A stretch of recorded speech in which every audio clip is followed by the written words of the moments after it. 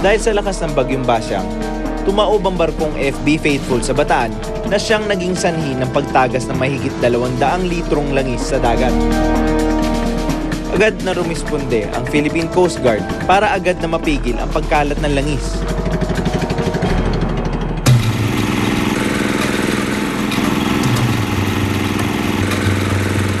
Nasa final stages na ang Philippine Coast Guard sa pag-clean up sa nangyaring oil spill dito sa Barangay Bonifacio, Mariveles, Bataan. Sinasabing halos 220 liters ng oil ang tumapon dito.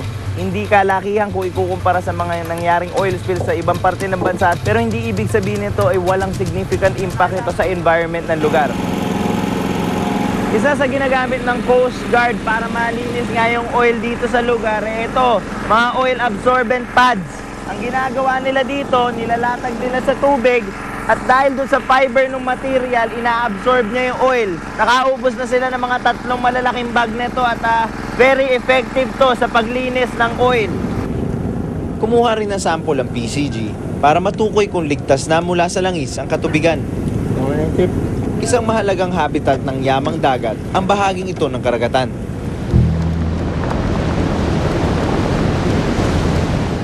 Kilala ang Bataan bilang Pawikan Sanctuary.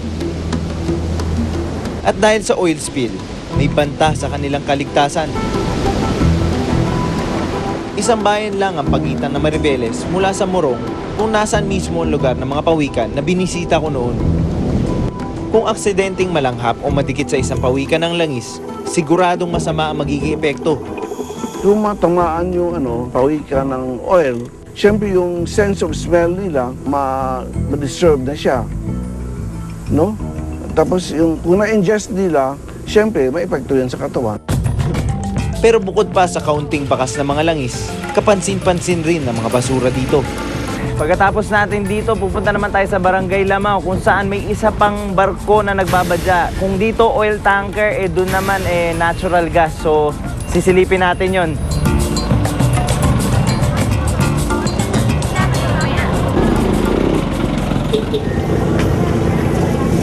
Naabutan naming papunta ang news crew ng GMA at ng ABS-CBN sa Deborah 1, ang LPG tanker na lumubog.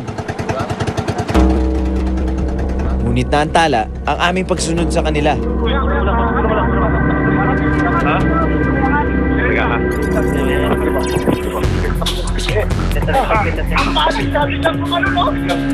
Yung crew ng GMA7 namin. Buti na lang, iniwan natin mga tripod.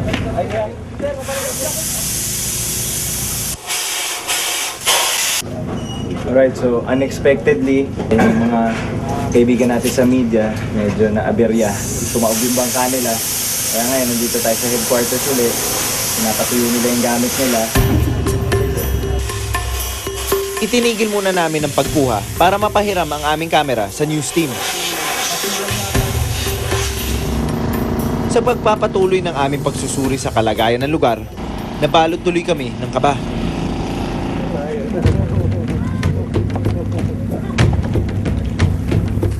Kung kanina, medyo nanganib yung buhay ng mga kasama natin sa industriya, na problema sila nung nag-capsize yung bangka nila, tayo naman ngayon ang susubok na lumapit doon sa Deborah 1, yung LPG tanker.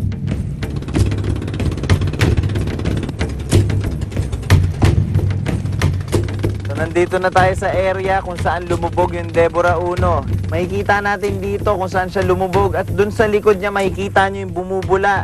Ibig sabihin nun, may konting sumisingaw na gas mula doon sa mga reserves ng barko. Ang problema kasi dyan, first time maka-encounter ng Coast Guard ng ganitong klaseng problema. Ngunit siniguro naman ng PCG na ligtas at walang leak na sa ngayon ang Deborah 1. Maaari na itong ligtas na maialis sa pagkalubog.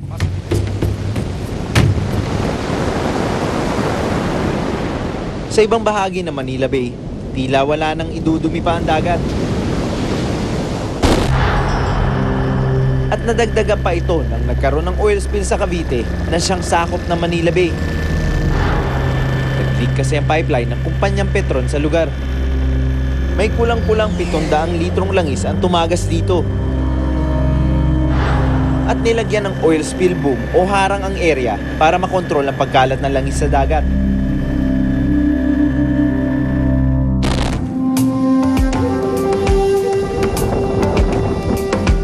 Nakilala ko si Mang Daniel. Isa siya sa mga tagalinis ng langis na tumagas. So ilang araw na kayo naglilinis? Pangalawa ngayon. Marami ba kayo nakuha?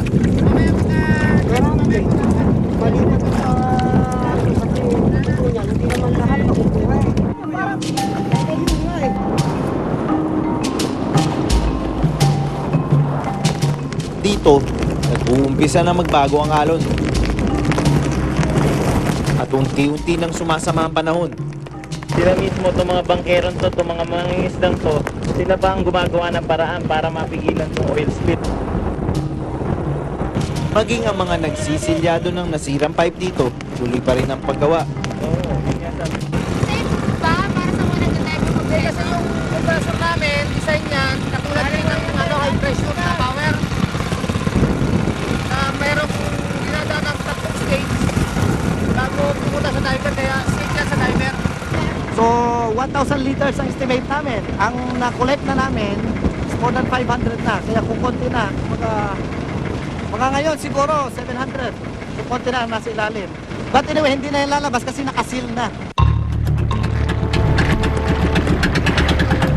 Sa buong mundo, itinuturing na malaking pinsala sa dagat ang mga oil spill.